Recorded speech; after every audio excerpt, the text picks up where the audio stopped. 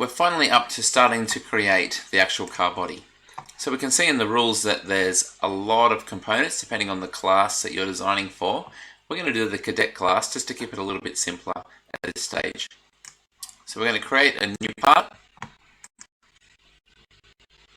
And our first sketch is going to be very similar to what we did on the balsa block. So it's going to be on the back of the car, the XY plane. And we're going to draw the same thing as the balsa block, except we're only going to draw half of it. Going to lock to the origin, like we always try to, and we'll start with some dimensions. 32.5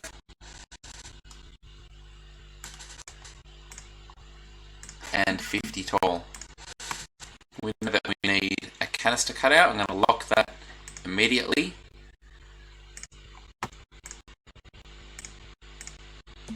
Constrain it to 19, and then the height at 29. The last thing we're going to do is the trench at the bottom, or the tether line. So that's 6 by 6, so when we draw half of it, it's a little bit smaller. It becomes 3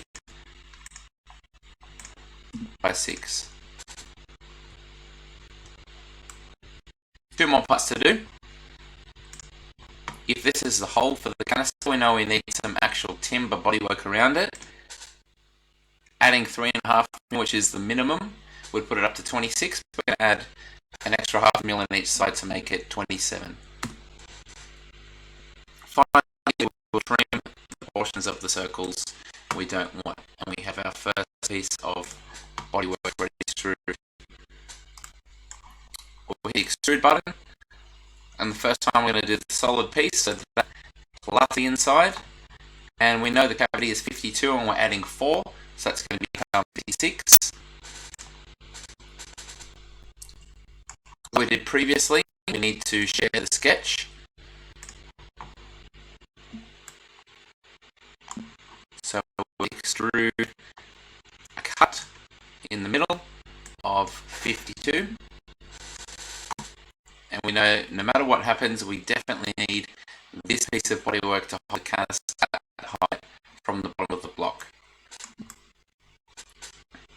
We'll draw our next sketch to be the bottom of the balsa block, looking from above. So we're going to select sketch, and if you can't see the different planes coming up, you can just open your little origin part on the design tree and hover over until you find the one that you need. And in this case, it's the XZ plane. I'm actually going to put the view back to 3D here. I want to make sure I'm drawing everything in the correct place. But I'm going to draw a rectangle. I'm going to snap it to the origin. And I'm going to dimension it at 32.5 to match. And for this one, we know the block is 223. The problem with that is that if we use up the entire piece of the block with our car, there'll be nothing to hold the block while it's being made. So it's recommended to put it more like 210. That leaves 13 mils of timber down the end to go in the clamp.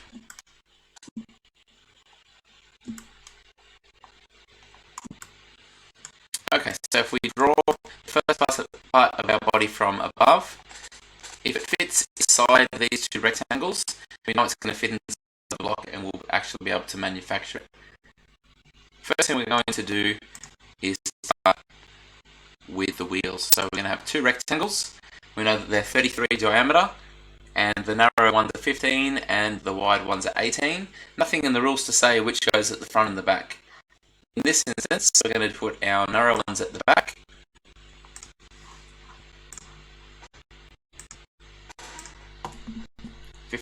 Wide, 33 diameter.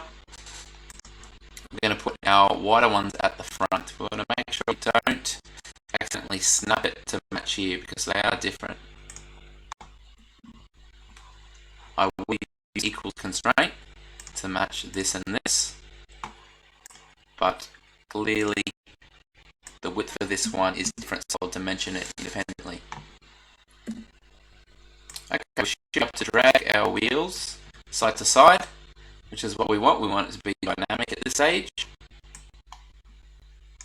But all of these things are now guidelines. There's only one other thing we're going to draw, and that is an extra rectangle. We know that we need a 15mm cavity when viewed from above behind the front wheel.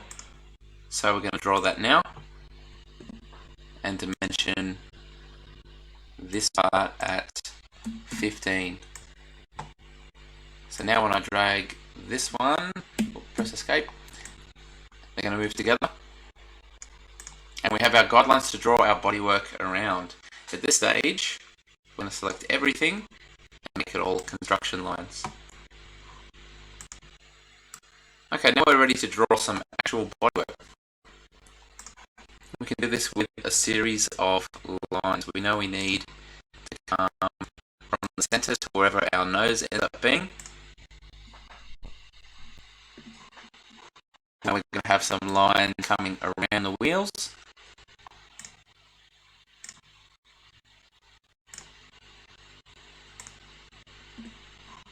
We might have another line for the side pods. We might have an arc that comes in here and joins. Then we'll probably come down for a little bit of clearance from the wheel, and maybe we come to a pointy nose from the top. We might have an arc coming to somewhere near the canister chamber. Okay, this stage should have an enclosed shape, and that is actually enough to do the bodywork. But just to make this a little bit more precise, let's put in some of our dimensions now. The rules state we need 1mm here, so that's what we'll do.